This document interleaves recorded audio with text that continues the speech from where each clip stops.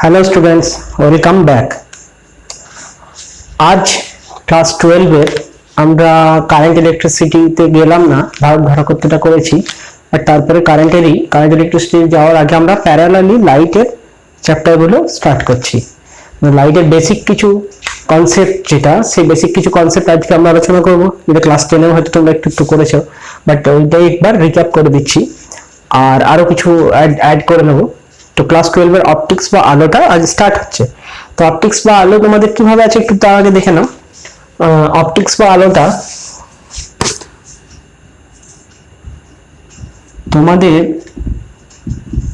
এটা দুটো পার্টে, তোমাদের ক্লাসে এদের দুটো পার্টে ভাগ করা আছে অপটিক্সটা। একটা হচ্ছে জিওমেট্রিক্যাল অপটিক্স আর একটা হচ্ছে ওয়েভ অপটিক্স, বা এটাকে রে অপটিক্সও বলে।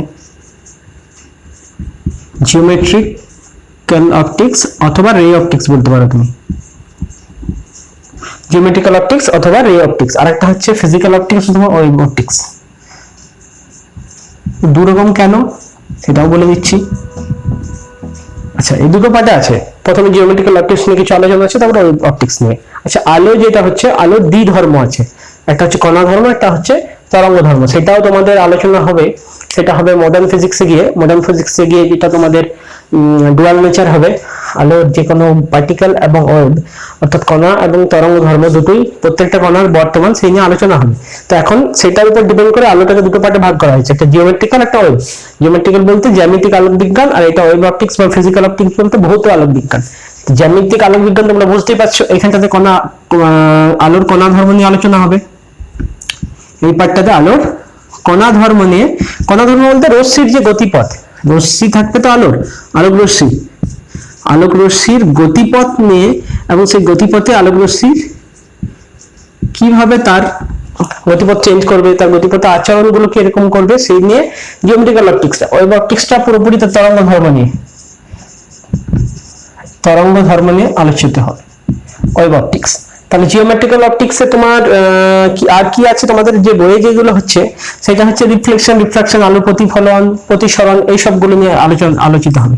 তুমি বলতে পারো প্রতিফলন থাকবে, প্রতিসরণ থাকবে,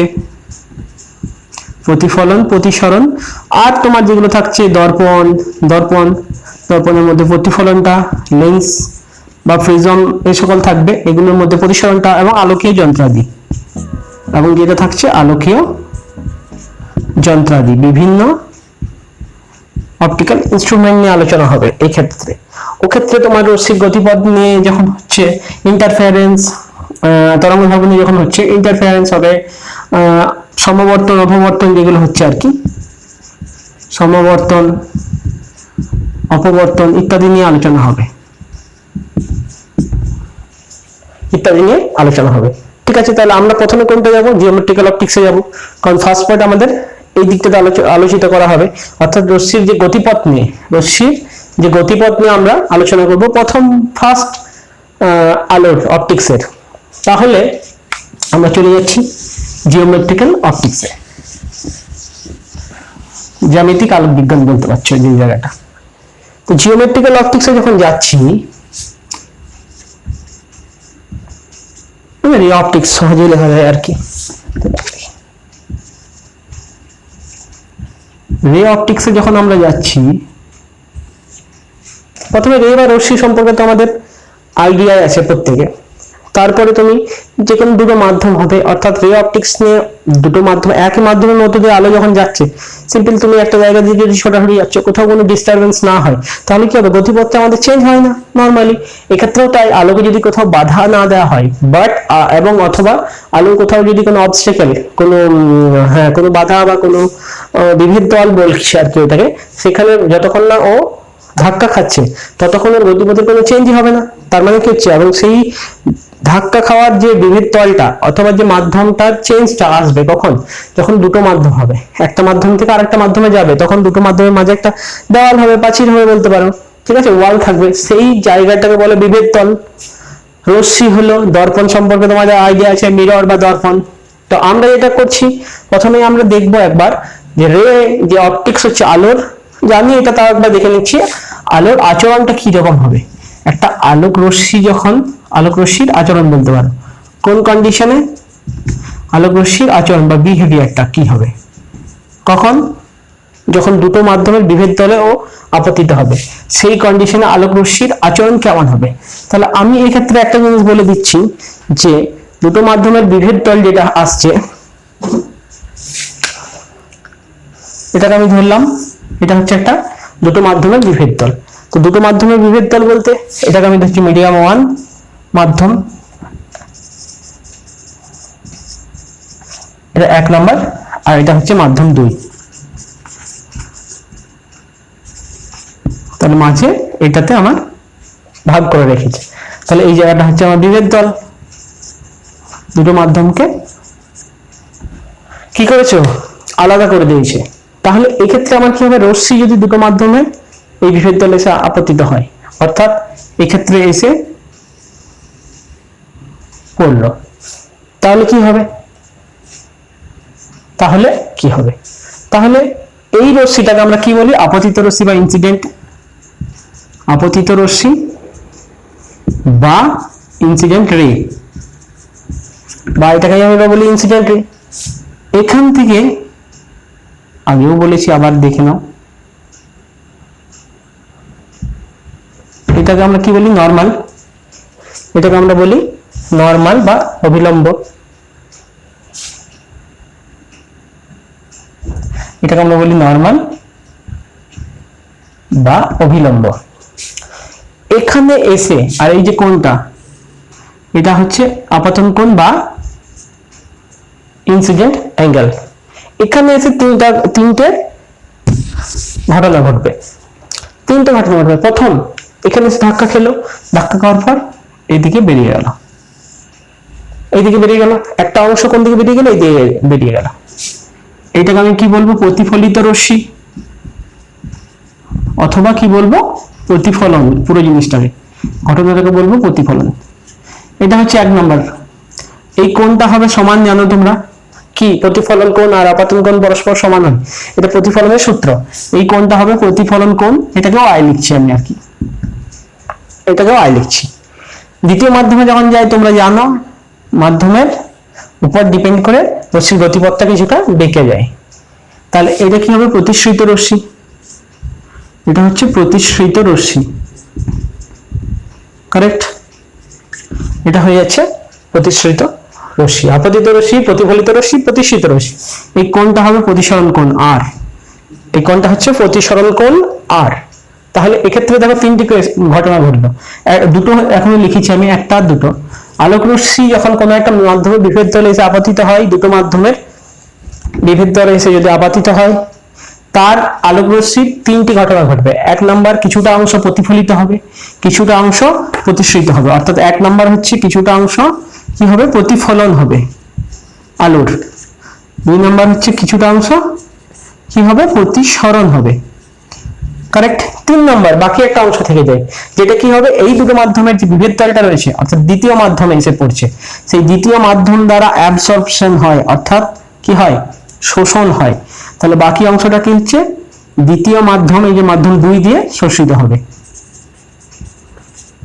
মাধ্যম 2 দ্বারা শোষিত হবে, মাধ্যম 2 দ্বারা কি হচ্ছে, শোষণ হবে আর কি বলতে পারো। শোষণ কেন করছে, শোষণ কাকে হবে, আমাদের জানা আছে যে আলোক, এখন ছোট থেকেই পড়ছি যে আলোক রশ্মি, আলোক বলতেই আমরা কি বুঝি, আলোক বললেই একদম তোমরা সেট করে বলবে, ছোট থেকেই বলতে থাকো যে আলোকই না, আলো প্রথম কথাটা হচ্ছে আলোকই এলে, আলো বলবে একটা এক প্রকার শক্তি, তারপরে সেই শক্তির কিছুটা পার্ট প্রতিফলিত, কিছুটা পার্ট প্রতিসৃত, এবং কিছুটা অংশ কি হবে, শোষিত। কোন মাধ্যম, দ্বিতীয় মাধ্যম দ্বারা, তো জেনারেলি কেস। এরপর এই জিনিসটাই দেখো তুমি, যেটা আমাদের সমতল দর্পণে বলো, যে কোনো দর্পণে বলো, মানে বক্রতল বলো, নিয়ম কি বলে, সমতল বলো, অর্থাৎ নিয়মিত প্রতিফলন বলো আর বিক্ষিপ্ত প্রতিফলন বলো, একই ঘটনা ঘটবে। কি না, এই আই অর্থাৎ আপতন কোণ আর প্রতিফলন কোণ সমান, ছোট থেকে এইগুলো জানো, আপতন কোণ আর প্রতিফলন কোণটা সমান হবে, এটা কি হচ্ছে প্রতিফলনের রুল। আর সকলে কি হবে, একই সমতলে থাকবে, সকলে বলতে আপতিত রশ্মি, প্রতিফলিত রশ্মি আর এই নরমালটা এরা কি হবে, একই সমতলে থাকবে। আপাতন কোণ আর প্রতিসরণ কোণের যে সূত্রটা, প্রতিসরণের সূত্র দুটো, ওগুলো পরে আবার আলোচনা হচ্ছে। তাহলে এটা হলো ফার্স্ট পার্টে কি, তিনটা অংশ হবে, কি কি, প্রতিফলন, প্রতিসরণ আর শোষণ, জাস্ট জেনে রাখা। ঠিক আছে, এটা আশা করি বুঝতে পারলে। আমরা নেক্সট ইয়েতে চলে যাচ্ছি। তাহলে আমরা প্রথমে কি নিয়ে আলোচনা করবো, ফার্স্ট পার্টটা নিয়ে, প্রতিফলন। আলোক রশ্মির প্রতিফলন নিয়ে আমাদের আলোচিত হবে। তাহলে আমরা এটা চলে যাচ্ছি টপিকসে। টপিকে কি আলোচনা হবে, আলোক রশ্মির প্রতিফলন।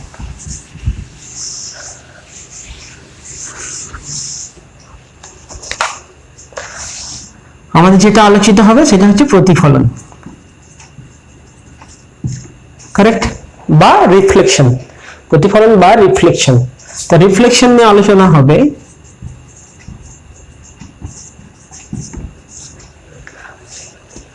আমরা সমতলে যে প্রতিফলনটা, সমতল দর্পণের প্রতিফলন, সেটা আগেও জানি এবং করেছি। আমরা চলে যাব ডাইরেক্ট বক্রতলে প্রতিফলন, সমতলের প্রতিফলন নয়, বা মিরর, যেটা সমতল দর্পণের প্রতিফলন তোমরা করেছো, আগেও জানি। আমাদের যেটা আছে বা করতে হবে সেটা হচ্ছে বক্রতলের প্রতিফলন। বক্রতল বলতে গলীয় দর্পণ চলে আসছে, সমতল দর্পণ করেছে এতদিন, আমাদের এবার আসবে বক্রতলে প্রতিফলন, সেটা হচ্ছে গলীয় দর্পণ।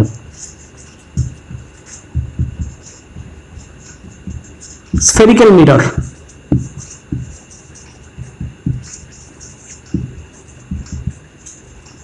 Spherical mirrors. তো গলীয় দর্পণ নিয়ে আমরা আলোচনা করছি। গলীয় কথার অর্থ কি, একটা গোলক। তাহলে জিনিসটা কি, না গলীয় দর্পণ হচ্ছে এটা বড় গোলকের অংশ, আর কিছু নয়। ধরো এটা একটা কাঁচের গোলক। কিরকম গোলক, হলো স্ফিয়ার, মানে ফাঁপা গোলক। ফাঁপা গোলক যদি হয়, তার মাঝে একটা কেন্দ্র আছে। এই ফাঁপা গোলকটাকে যদি আমি কেটে নিই, কোনো অংশ আমি কাট করে দিলাম, ধরো এই অংশটাকে আমি কাট করে দিলাম,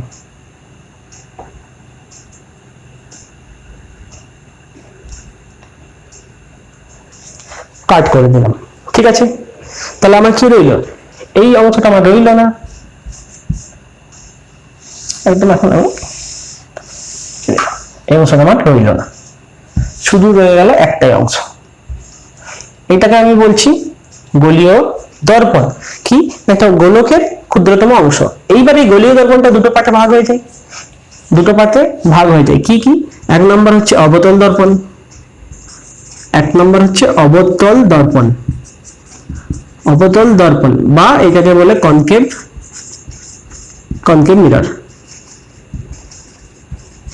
কনকেভ মিরর কাকে বলবো, যখন দেখো এই যে বাইরের সারফেসটা, এইটাকে আমি সিলভার্ড করে দিলাম, এইটাকে আমি সিলভার্ড করে দিলাম, অর্থাৎ সিলভার, তোমাদের যে দর্পণের পিছনে দেখবে সিলভার করা থাকে মার্কারি টাইপ দিয়ে, আর ওটাকে সিলভার্ড করে দিলাম। তাহলে রিফ্লেক্টিং সারফেস এইটা হয়ে গেল, এটা হয়ে গেল প্রতিফলক তল।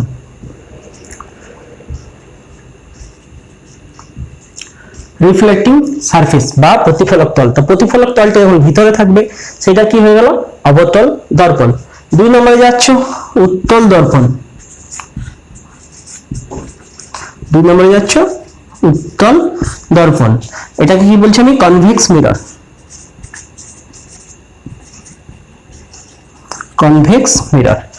কনভেক্স মিরর কি, এইটাই গোলকেরই অংশ, শুধুমাত্র কি করলাম, ভিতরের সারফেসটাকে আমি সিলভার্ড করে দিলাম, অর্থাৎ বাইরের সারফেসটা হয়ে গেল এক্ষেত্রে কি, না প্রতিফলক তল। বুঝতে পেরেছো আশা করছি খুব সহজেই। বাইরের সারফেসটা হয়ে গেল প্রতিফলক তল। তো গলীয় দর্পণের দুটো পার্ট, একটা মানে স্ফেরিক্যাল মিররের কি দুটো পার্ট, কি অবতল দর্পণ আর উত্তল দর্পণ, ঠিক আছে। এবং এই গলীয় দর্পণ কি হচ্ছে, একটা বড় গোলকের অংশ। আমরা এবার গলীয় দর্পণের একটা পার্ট নিয়ে আমরা আলোচনা করবো। প্রথমে যে কোনো একটা নিয়ে আলোচনা করছি, ধরো অবতল দর্পণ, এটা দেখে নিয়েছি আশা করছি, আমি ক্লিয়ার করে দিচ্ছি। তোমাদের যদি নোট করতে হয় তোমরা পজ করে নোটটা করে নাও, ক্লিয়ার করে দিচ্ছি। আমরা চলে যাচ্ছি কোথায়, না আমরা চলে যাচ্ছি গলীয় দর্পণের কিছু অংশ নিয়ে আলোচনা।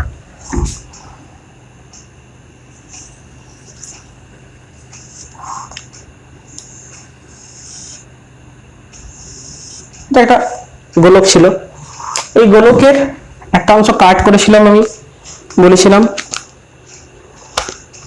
একটা অংশ আমি কাট করেছি গোলকে। সাপোজ আমি এই অংশটা কেটে নিয়েছি,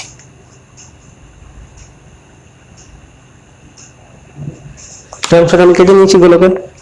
তাহলে আমার কি হলো, বাকি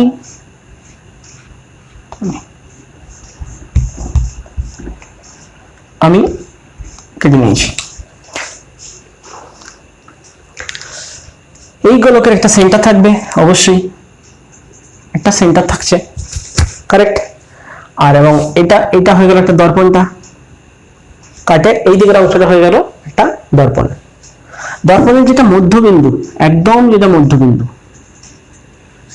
দর্পণের যেটা মধ্যবিন্দু, এই পুরো দর্পণটার ঠিক মাঝের বিন্দুটা এই মধ্যবিন্দু, এই মধ্যবিন্দুটাকে বলছে দর্পণের গায়ে যেটা, তাকে বলছে মেরু বা পোল, তাকে বলছে মেরু বা পোল, পি দ্বারা আমি সূচিত করি, তাকে মেরু বা কি বললাম, পোল, কারেক্ট। আর এই যে সেন্টারটা, বৃত্তটা, কেন্দ্রটা, তাকে বলছি ওই দর্পণের, দর্পণটা আছে তার বক্রতা কেন্দ্র, এটাকে আমি বলি বক্রতা কেন্দ্র, সেন্টার অফ কার্ভেচার। তো কার্ভটা আছে তো সেন্টার, সেন্টার অফ কার্ভেচার। এবার এই বক্রতা কেন্দ্র আর পোল, এদেরকে যদি আমি স্ট্রেট লাইন টানলাম একটা, তো যতটা খুশি টানতে পারো এদিক ওদিক করে, এইটাকে আমি বলছি প্রধান অক্ষ, প্রিন্সিপাল অ্যাক্সিস, এটাকে আমি বলছি প্রধান অক্ষ।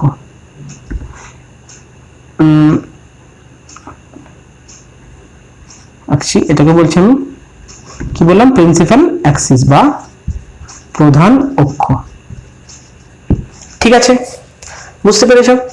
তাহলে যে সেন্টার অফ কার্ভেচার ছিল, অর্থাৎ সেন্টারটা আর পোলের মাঝের যে ডিসটেন্সটা পিসি যেটাকে বলছো, সেটা এখান থেকেও সেম হবে, এখান থেকেও সেম হবে, যেখান থেকে হবে। অর্থাৎ কি হচ্ছে, বৃত্তটার ব্যাসার্ধটা, এই ব্যাসার্ধটাকে আমি বলি, এখানে পাশে লিখছি এটা পিসি, আর কি বলছি, বৃত্তের ব্যাসার্ধ যেটা, তাকে আমি বলছি বক্রতা ব্যাসার্ধ, তাকে আমি কি বলছি, মিররটার বক্রতা ব্যাসার্ধ, আর দিয়ে সূচিত করি, সাপোজ এটাকে আমি আর দিয়ে সূচিত করি পিসিটাকে, সেই পিসিটা এখান থেকেও যদি তুমি একটা কিছু লাইন টানো, সেটাও একই হবে, সেটাও সেম হবে লাইনটা, কারণ বৃত্তটারই তো অংশ, যার জন্য আমার ওটা কি হচ্ছে, সেম হবে। তাহলে এবার আমি কি হচ্ছে, বৃত্তটারই অংশ এটাও, তাহলে এটাও ব্যাসার্ধ হলে এটাও ব্যাসার্ধ হবে যাওয়া। এবার আমি কি বলছি, এটা হয়ে গেল। এবার এই যে মাঝের অংশটা, দুটোর মাঝের অংশ ঠিক বলা হবে না, ওটাকে পরে আসছি, এই ফোকাসটা বলতে গেলে আর কি বলছি, তার আগে আমি এখানে বলে দিচ্ছি, এই যে দুটো বিন্দু, এ বিন্দু আর বি বিন্দু, সাপোজ আমি এটা বললাম, এটাকে বললাম এ এবং বি, অর্থাৎ যে মিররটা আছে, দর্পণটা আছে, তার দুটি প্রান্ত বিন্দু সরল রৈখিক দূরত্ব, এই যে সরল রৈখিক দূরত্ব, এটাকে বলে রৈখিক উন্মেষ, এটাকে বলে রৈখিক উন্মেষ, রৈখিক উন্মেষ, লিনিয়ার অ্যাপারচার, এটাকে আমি বলছি রৈখিক উন্মেষ বা লিনিয়ার অ্যাপারচার। তা লিনিয়ার অ্যাপারচারটা কোনটা, এবিটা, এবিটা হচ্ছে রৈখিক উন্মেষ বা লিনিয়ার অ্যাপারচার। দেখো এই দুটো প্রান্তবিন্দু কেন্দ্রে যে কোণটা উৎপন্ন করবে, এই দুটো প্রান্তবিন্দু কেন্দ্রে যে কোণটা উৎপন্ন করবে, অর্থাৎ কোণ এসিবি, ভালো করে দেখে নাও, কোণ এসিবি, ঠিক আছে, দুটো প্রান্তবিন্দু কেন্দ্রে যে কোণ উৎপন্ন করছে, সেই কোণ এসিবি, এইটাকে আমি বলছি কৌণিক উপারচার, কৌণিক উন্মেষ আর কি, অ্যাপারচার নয়, কৌণিক উন্মেষ বা অ্যাঙ্গুলার অ্যাপারচার, ঠিক আছে, এটাকে আমি বললাম অ্যাঙ্গুলার অ্যাপারচার, ঠিক আছে, এটাকে আমি বলছি অ্যাঙ্গুলার অ্যাপারচার। এরপর চলে আসছি ফোকাসে। ফোকাস বলতে গেলে এই জিনিসটা একটু মুছে দেবো, কারণ ফোকাসটা বলতে গেলে শুধু ফোকাসটা নিয়ে দেখছি। এইবার আমরা যাচ্ছি, এখানে বুঝে গেছি এতটা পর্যন্ত, এই অংশটা পোল, এটা হচ্ছে বক্রতা কেন্দ্র, এই ব্যাসার্ধটা হচ্ছে বক্রতা ব্যাসার্ধ পিসিটা আমি বলেছি, এবিটা হচ্ছে যে বৃত্তের যেটা, সেটা হচ্ছে রৈখিক উন্মেষ বা লিনিয়ার অ্যাপারচার, আর অ্যাঙ্গেল যেটা এসিবি, অর্থাৎ বৃত্তের সেন্টার যেটা বা বক্রতা কেন্দ্র যেটা, সেখানে উন্মেষ দুটোর মানে মিররের যে দুটো প্রান্তবিন্দু তারা যে কোণ করে, তাকে বলছি আমি কৌণিক উন্মেষ, ঠিক আছে। প্রধান লক্ষ্য তো বুঝতেই পেরেছো। এবার আমরা দেখবো ফোকাস, মুখ্য ফোকাস মূলত বলা হয়। আমরা চলে যাচ্ছি মুখ্য ফোকাসে। তো মুখ্য ফোকাসটা কিরকম, প্রিন্সিপাল ফোকাস আর কি যেটা বলছি।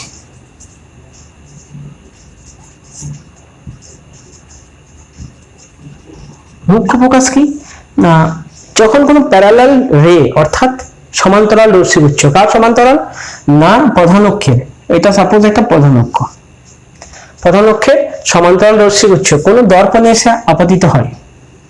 প্রথমে অবতল দেখো এই সাইডটা, যদি একটা অবতল দর্পণ, অবতল দর্পণে এসে যদি আপতিত হলো, সমান্তরাল রশ্মিগুচ্ছ অবতল দর্পণে আপতিত হয়েছে, সাপোজ সবাই প্যারালাল আছে, সবাই আপতিত হয়েছে, প্রতিফলনের পর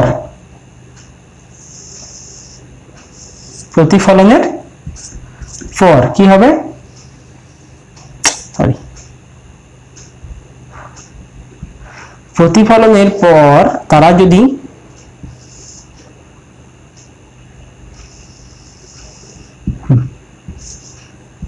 দেখে না, সরি ভুল করলাম,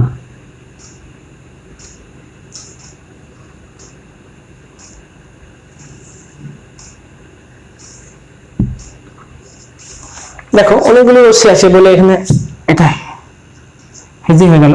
এই যে রশ্মিটা এগিয়ে এখানে আপতিত হলো, আপতিত হয়ে এই বিন্দুতে বেরিয়ে গেল, প্রত্যেকে কি হচ্ছে একটা বিন্দুতে সে মিলিত হচ্ছে। প্রতিফলনের পর প্রধান অক্ষের উপর একই বিন্দুতে মিলিত হলে, কনভার্জ করলে, অথবা একই বিন্দু থেকে অপসৃত হচ্ছে মনে হলে, কেন না যদি দর্পণটা উত্তল হয়, সেই কেসে কি হবে, যদি দর্পণটা উত্তল হলো বেরিয়ে যাবে।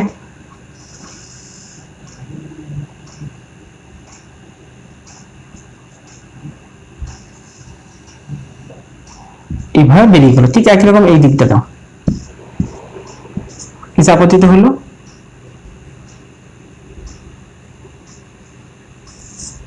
এভাবে বেরিয়ে গেল। তাহলে কি হচ্ছে, উত্তল দর্পণের ক্ষেত্রে ফোকাসে মিলিত হচ্ছে, সরি অবতল দর্পণের ক্ষেত্রে ফোকাসে মিলিত হচ্ছে, উত্তল দর্পণের ক্ষেত্রে ফোকাস থেকে বেরিয়ে আসছে মনে হচ্ছে। তাহলে যদি মিলিত হয় অথবা মনে হয় অপসৃত হচ্ছে, অর্থাৎ বিন্দু থেকে বেরিয়ে এসছে মনে হয়, যদি মিলিত হয় রিয়েলি, আর এটা হচ্ছে আমাদের অসৎ আর কি, ভার্চুয়াল, এটা হচ্ছে রিয়েল আর ওইটা হচ্ছে ভার্চুয়াল। যদি মনে হয় যদি সত্যি মিলিত হয় অথবা ওই বিন্দু থেকে বেরিয়ে আসছে মনে হয়, তো সেটা আমার কি বলবো, ফোকাস বিন্দু, সেটা হচ্ছে আমার ফোকাস বিন্দু, কারেক্ট। এফটা হচ্ছে ফোকাস বিন্দু, আর এই যে পিটা ছিল পোল, এই পি এফটাকে আমি কি বলি, ফোকাস দূরত্ব, পি এফটাকে আমি বলি ফোকাস লেন্থ বা ফোকাস দূরত্ব, ওখানে তাই পি এফটা, কারেক্ট। তাহলে উত্তল দর্পণের ক্ষেত্রে ফোকাসটা কি হবে, মনে হবে আছে, অবতল দর্পণের ক্ষেত্রে ফোকাসটা কি হচ্ছে, রিয়েলি আছে, অর্থাৎ ফোকাসটাতে আমার মিলিত হচ্ছে।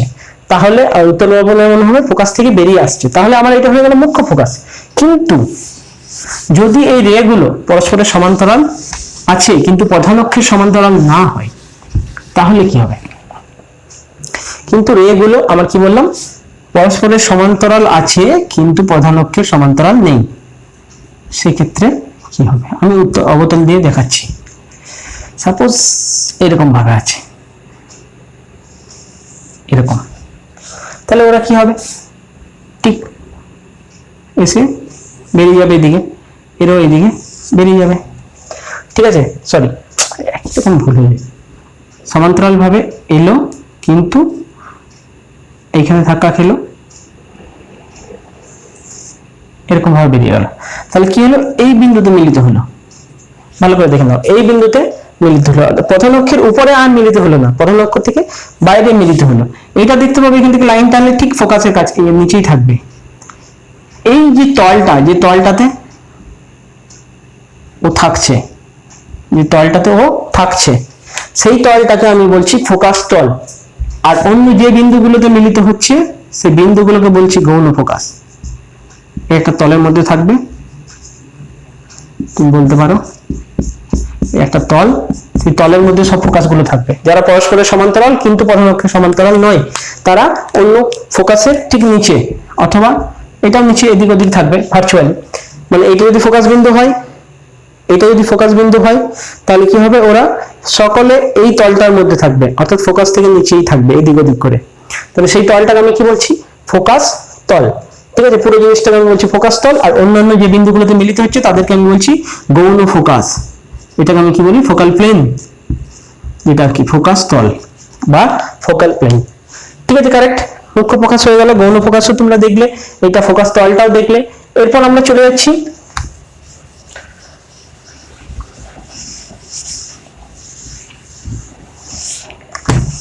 আচ্ছা, আমরা তো ডায়াগ্রাম ড্র করবই, ডায়াগ্রাম ড্র করব।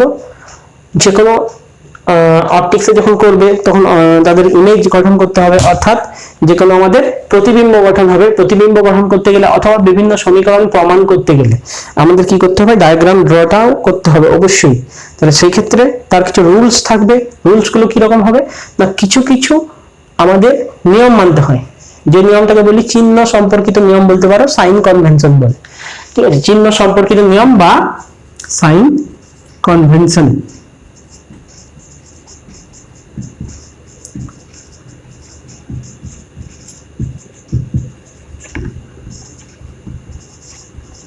সাইন কনভেনশন অর্থাৎ আমাদের এই রুলস গুলো আমরা ফলো করলে আমাদের ডায়াগ্রাম ড্র করতেও সুবিধা, এবং আমরা যে সকল সমীকরণ প্রমাণ করব বা সমীকরণ আমরা আলোচনা করব সেগুলো প্রত্যেকটাই সুবিধা হবে। কিরকম না, এক নম্বর একটা বললাম, প্রথম থেকে আমরা স্টার্ট করছি। এক নম্বর বলছি, এক নম্বর কি বলবো না, যতগুলো আমরা রে নেব, যতগুলো আমরা রশ্মি নিয়ে ডায়াগ্রাম ড্র করব, চেষ্টা করব আমরা সবগুলোই বাঁ দিক থেকে রশ্মিগুলো আসছে, অর্থাৎ আপতিত রশ্মির যে অভিমুখটা হবে লেফট সাইড থেকে রাইট সাইড। ঠিক আছে, বাম দিক থেকে ডান দিক, মানে আমার বই থেকে দেখতে গেলে এটা, বাট এমনিতে রিয়েলি কি হচ্ছে, রাইট টু লেফট। তাহলে আমাদের কি হচ্ছে, আপাতিত রশ্মির অভিমুখ, আপাতিত রশ্মির যে অভিমুখটা নিচ্ছি আমি রশ্মিগুলোর, সেটা আমি কি নেব, সরি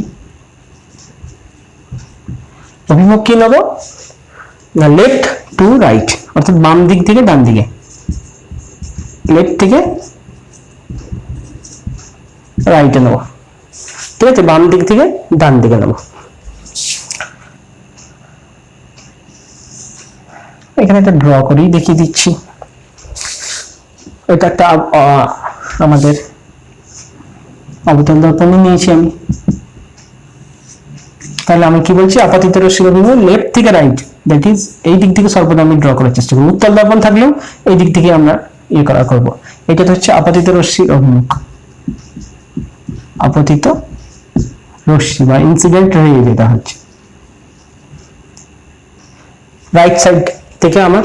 ঠিক আছে, দুই নম্বর আমি যে দূরত্বগুলো মাপবো সেগুলো সর্বদা পোল বা মেরু থেকে দূরত্ব মাপবো, মেরু বিন্দু থেকে দূরত্ব নির্ণয় করব।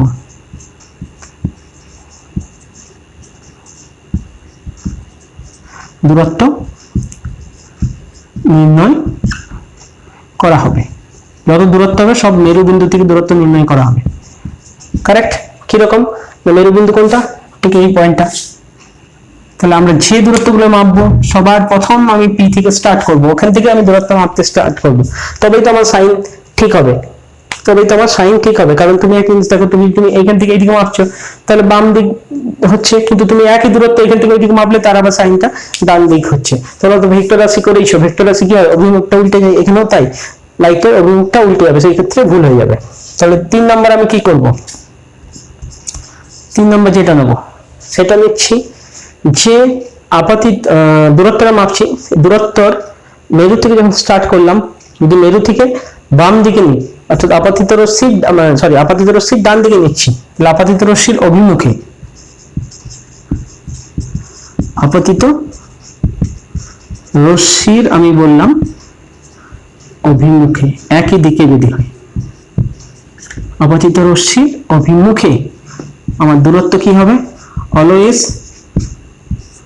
ধনাত্মক হবে, ধনাত্মক বা পজিটিভ।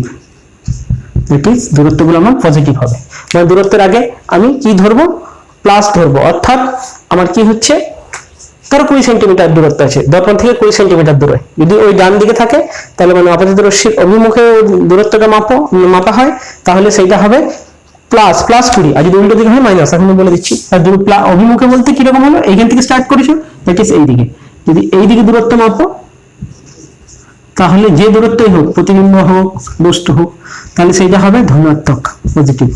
দেখতে পাচ্ছ আশা করছি, ওইদিকে যদি দূরত্বগুলো মাপি তাহলে হবে ধনাত্মক। ঠিক উল্টোটা, আপাতিত রশ্মির বিপরীতে যদি হয়, আপাতিত রশ্মির অভিমুখের বিপরীতে,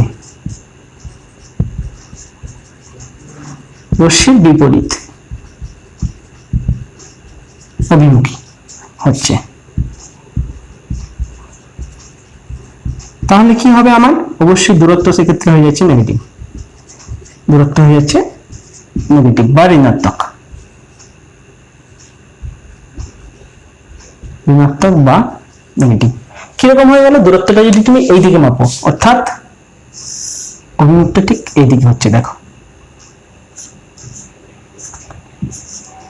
ঠিক আছে। আপাতিত রশ্মির অভিমুখ কোন দিকে, ওই দিকে, দূরত্বের অভিমুখ কোন দিকে মাপছো, এই দিকে, তাহলে সেক্ষেত্রে দূরত্বটা কি হবে বলো, সেক্ষেত্রে দূরত্বটা হচ্ছে নেগেটিভ, কারেক্ট। দূরত্বের ওই দিকে হলে পজিটিভ, এই দিকে হলে নেগেটিভ। এবার আমি উচ্চতা মাপবো অনেক সময়, বিভিন্ন যখন আমরা বস্তু টস্তু নিয়ে আলোচনা করবো, বস্তু হোক প্রতিবিম্ব হোক, তাদের উচ্চতা মাপবো। তাহলে যে প্রধান অক্ষটা আছে তার উপর দিকে যখন উচ্চতা মাপবো তখন সেটাকে আমি ধরবো ধনাত্মক, তার উচ্চতাটা হবে ধনাত্মক। প্রধান অক্ষের উপরে যদি থাকে দ্যাট ইজ উচ্চতা হবে আমার পজিটিভ। এগুলো পুরো সাইন কনভেনশনটা এটা মনে রাখতে হবে। আমার উচ্চতা হচ্ছে ধনাত্মক আর পজিটিভ। তাহলে আমি যদি এই দিকে উচ্চতা মাপছি, যখন এই দিকের উচ্চতা হচ্ছে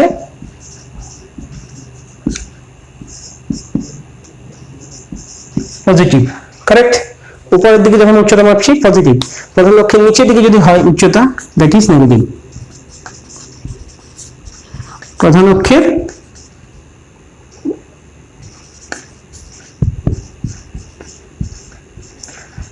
নিচের দিকে যদি তুমি উচ্চতা মাপো দ্যাট ইজ হয়ে যাবে ঋণাত্মক আর নেগেটিভ, কারেক্ট। তার মানে যখন তুমি কোনো দূরত্ব উচ্চতা এই দিকে হবে দ্যাট ইজ হবে আমার নেগেটিভ। সেটা যে কোনো দিকেই হতে পারে, মানে এখানটাতেও হতে পারে, উচ্চতাটা উপরের দিকে ওটাও তাই ওখানেও হতে পারে, এটা হয়ে যাচ্ছে নেগেটিভ। ঠিক আছে, তাহলে এই কয়টা হচ্ছে সাইন কনভেনশন। প্রথম কি হবে, আমি যত আপাতিত রশ্মি ড্র করবো সব চেষ্টা করবো বাম দিক থেকে এই দিকে আঁকার, অর্থাৎ যেটা প্রথম বাম দিক থেকে স্টার্ট করে তোমার ডান দিকে যাচ্ছে, লেফট টু রাইট, বাম দিক থেকে ডান দিকে। তারপর যে দূরত্বগুলো আমি মাপবো সেগুলো সব মেরুবিন্দু থেকে মাপবো, অর্থাৎ মেরুবিন্দু থেকে স্টার্ট করলাম মাপতে। মেরুবিন্দু থেকে যদি ডান দিকে যায় অর্থাৎ আপাতিত রশ্মির অভিমুখে যায় তাহলে পজিটিভ, আপাতিত রশ্মির বিপরীতে যদি আসে, আপাতিত রশ্মির বিপরীতে যদি আসে তাহলে হচ্ছে নেগেটিভ, কারেক্ট। ঠিক একই রকম উচ্চতাটাও তাই, উচ্চতা যদি প্রধান অক্ষের উপরের দিকে যায় তাহলে উচ্চতা কি পজিটিভ, প্রধান অক্ষের নিচের দিকে যদি আসে তাহলে উচ্চতা হবে আমার কি নেগেটিভ। তাহলে একটা জিনিস দেখে নাও তো এখান থেকে, উত্তল দর্পণ আর অবতল দর্পণের আমার একটা জিনিস বুঝে নাও। আমি এখানে এটাকে দেখে নিয়েছো, আশা করছি এটা দেখে নিয়েছো। এটাকে যদি তোমাদের নোট করতে হয় তাহলে একটু নোটও করে নেবে, পজ করে নোট করে নাও। আমি এগিয়ে যাচ্ছি, আমি এগিয়ে গেলাম, আমি এগিয়ে যাচ্ছি না মানে আমার টপিকসটাকে এগিয়ে নিয়ে যাচ্ছি। তাহলে এখানে দেখো, যদি উত্তল দর্পণ হয়, মানে অবতল দর্পণ বা উত্তল দর্পণ যাই খুশি বলো তুমি, যদি উত্তল দর্পণ হলো সাপোজ, তাহলে উত্তল দর্পণের ফোকাস কোথায় থাকছে, এখানেই থাকবে ভিতরে, কারণ বৃত্তের ভিতরে থাকছে, বক্রতা কেন্দ্রও এখানেই থাকবে। আপাতিত রশ্মির অভিমুখ কি বলেছি, বাম দিক থেকে ডান দিকে, দ্যাট ইজ এটা। এটা কার ক্ষেত্রে বলছি, উত্তল, এটা হচ্ছে উত্তল দর্পণ, কনভেক্স মিরর যখন। তাহলে অবশ্যই বুঝতে পারছো উত্তল দর্পণের ক্ষেত্রে ফোকাস ও মানে ফোকাস দূরত্ব, এটা এফ ফোকাস দূরত্ব, আর বক্রতা ব্যাসার্ধ দুটোই কি হবে, পজিটিভ হবে। বক্রতা ব্যাসার্ধ কি হচ্ছে, দুটোই আমার পজিটিভ হচ্ছে না, ভালো করে দেখো।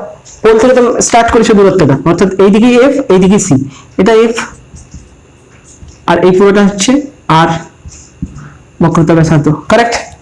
তাহলে এফ আর আর কোন দিকে হচ্ছে, এইখান থেকে স্টার্ট করে এদিকে যাচ্ছ, তাহলে ওর অভিমুখেই হচ্ছে, ওই নিয়ম অনুযায়ী সেটা দূরত্ব ব্যাখ্যা হচ্ছে পজিটিভ ভাবে, দ্যাট ইজ পজিটিভ। আর যদি অবতল দর্পণ না হয় তাহলে উল্টো দিকে হচ্ছে, তাহলে সেক্ষেত্রে দুটো আমার কি হয়ে যাবে, হয়ে যাবে পি। ঠিক একই রকম ভাবে এইদিকেই হবে আপাতিত রশ্মির অভিমুখ। কারেক্ট?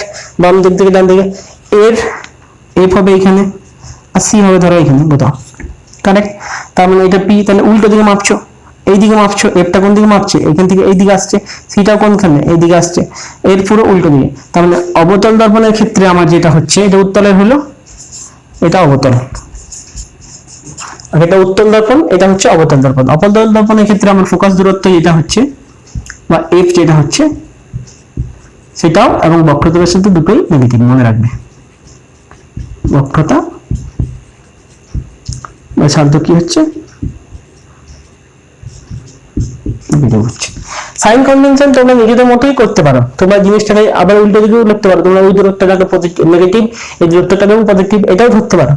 বাট সুবিধার্থে একটাই সাইন কনভেনশন মনে রাখবে, তাহলে নিজেদের ডায়াগ্রাম করতেও সুবিধা হবে, অথবা নিজেদের যেগুলো আমাদের অঙ্কটঙ্ক করবে বা সমীকরণ প্রুভ করবে সেক্ষেত্রেও সুবিধা হবে। কারেক্ট? তাহলে আমরা এতদূর হয়ে গেল রে অপটিক্স নিয়ে কিছু আলোচনা। আজকে একটা জাস্ট তোমাদের তোমরা আগেও করেছো আশা করছি, তাও একবার দেখে নেবো, এটা দেখে নাও, চট করে দরকার হলে নোট করে নাও, নোট করে তোমরা পজ করে নোট করে নাও। আমাদের আগেও করেছো সেটা একটু ছোট্ট করে বলে দিই আরেকবার, সেটা হচ্ছে আর এবং এফ, যেটা বক্রতা ব্যাসার্ধ ও ফোকাস দূরত্ব, এদের মধ্যে রিলেশনটা, সম্পর্কটা কিরূপ হবে, সম্পর্ক যেটা হচ্ছে আমাদের কি হয় বলো, এদের যে রিলেশনটা হচ্ছে সেই রিলেশনটা যেটা হবে, আমি যদি অবতল দর্পণ করি, উত্তল দর্পণ করো, যেখানেই করো একই কেস আসবে। আমি একটা প্রধান অক্ষে সমান্তরাল রশ্মি নিয়ে গেলাম, প্রধান অক্ষে সমান্তরাল রশ্মিটা যখন নিলে সে কি হবে, ফোকাস দিয়ে বেরিয়ে যাবে, স্বাভাবিক। সে কি হলো, ফোকাস দিয়ে বেরিয়ে গেল। কারেক্ট? এটা যদি সেন্টার অফ কার্ভেচার হয়, অর্থাৎ বক্রতা ব্যাসার্ধ হলো, সেখান থেকে যদি তুমি একটা ড্র করলে, কোথায়, এই পয়েন্টে,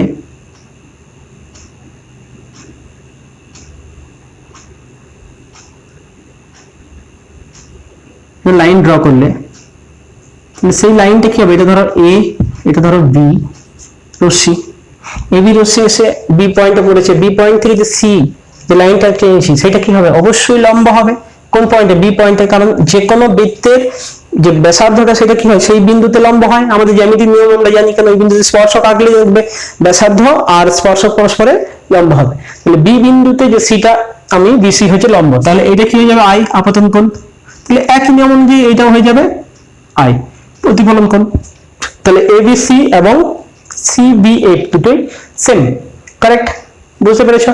ঠিক তুমি যদি এটা উত্তল দর্পণে ড্র করো, উত্তল দর্পণের ক্ষেত্রে যদি ড্র করো, একই রকম হবে, কিছুই না। তাহলে সেক্ষেত্রে এভাবে হলো, সেটা এইভাবে চলে গেল, তুমি এই দিক থেকে ড্র করলে। কারেক্ট? এই দিক থেকে ড্র করলে এটা হলো ফোকাস এফ, এবং এই যে লাইনটা, এইটা ধরো সি, তাহলে এটা যদি আই হয়, দ্যাট ইজ এটাও আই। কারেক্ট? এখন এটা আই, তার উল্টো যেটা, এটা বিপরীত, এটাও আই। তাহলে আগের মতোই এ বি ধরো, সি দিয়েছি এই অ্যাঙ্গেলটা, তুমি ওখানেও দেখতে পাচ্ছ আশা করি। তাহলে এবার ভালো করে দেখো, এই ট্রায়াঙ্গেলটা থেকে কোন এ বি সি, যেটা কোন এ বি সি আর কোন কি বলেছি, এটা সি বি এফ, দুটোই আই হবে, ইকুয়ালস টু আই। এটা ভালো করে বলো তো, এই কোণটা এ বি সি এবং বি সি এফ একান্তর কোণ না, কোণ এ বি সি এবং কোণ যেটা হচ্ছে VCF। ভালো করে একটু দেখো ডায়াগ্রাম থেকে, দুটো কি হচ্ছে, একান্তর কোণ হচ্ছে। দ্যাট ইজ এটাও আই হবে একান্তরের জন্য, একান্তর কোণ, এটাও কি হচ্ছে আই। দুটো অ্যাঙ্গেল সেম হয়ে গেল, অ্যাঙ্গেল সেম একটা ট্রায়াঙ্গেলের হয়ে গেছে, একটা ট্রায়াঙ্গেলের বি সি, এবার ট্রায়াঙ্গেল এক্ষেত্রেও তাই দেখবে, এটা যদি আই হয় এটাও আই হবে। কেন আই হচ্ছে না, এই অনুরূপ কোণ হয়ে যাচ্ছে যার জন্য এটা আই হয়ে যাচ্ছে, ঠিক আছে, এটা অনুরূপ কোণ হওয়ার জন্য ওটা আই হয়ে যাচ্ছে। তাহলে এবার আমি চলে যাচ্ছি কোনটাই, অনুরূপ কোণ কি করে হচ্ছে তোমাদের ডায়াগ্রামে, হয়তো ডায়াগ্রামটা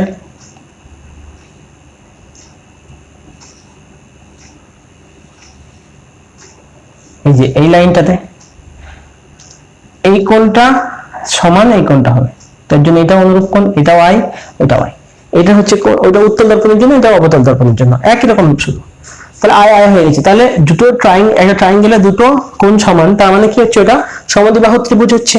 তাহলে কোন দুটো বাহু সমান হবে ভালো করে দেখো, এই অ্যাঙ্গেলটার উল্টো বাহুটা দ্যাট ইজ সি এফ যদি বলো, ইজিক্যালস টু এই অ্যাঙ্গেলটার উল্টো বাহুটা that is F of B, correct, F of B. আর এই বিন্দুটা তো পোল বা মেরু, এই বিন্দুটা তো পোল বা মেরু, ঠিক আছে। C F is equals to F of B, বুঝতে পেরেছো? সি এফ বলতে এটা is equals to F of B, মানে এটা হয়েছে। তাহলে এইবারেই তুমি একটা জিনিস করবে যেটা তোমাদের মনে রাখবে, এই পি এবং বি বিন্দু খুব কাছাকাছি হয় যে কোনো দর্পণের ক্ষেত্রে যখন করবে, 19টা খুব ছোট হতে হবে, দ্যাট ইজ পারফেক্ট। 19 ক্ষুদ্রতর, 19 ছোট নিতে হবে, 19 ক্ষুদ্রতম বা ক্ষুদ্রতর আর কি নিতে হবে, that is B O P, B O P বিন্দু খুব কি হবে ক্লোজলি থাকবে, বিন্দু কি হবে কাছাকাছি অবস্থিত, খুব নিকটে, খুব কাছাকাছি অবস্থিত হবে। কাছাকাছি অবস্থিত হলে কি হচ্ছে, এই যে ডিসটেন্সটা পি এফ আর এই এফ বি, মানে এফ বি এবং এফ পি দুটো কি হবে নিয়ারলি ইকুয়ালস টু সেম হবে। তাহলে এই তত্ত্ব অনুযায়ী কি হচ্ছে, F of B nearly equals to F of P, correct, F of B nearly equals to F of P. তাহলে এখানে আমার দেখে নাও that is C F is equals to হয়ে গেল এফ পি, সি এফ আর এফ পি দুটো কি হয়ে গেল সমান হয়ে গেল, সি এফ এবং এফ পি, কারেক্ট হয়েছে এতদূর। এটা একটা তত্ত্ব তুমি কাজে লাগিয়েছো, ঠিক আছে।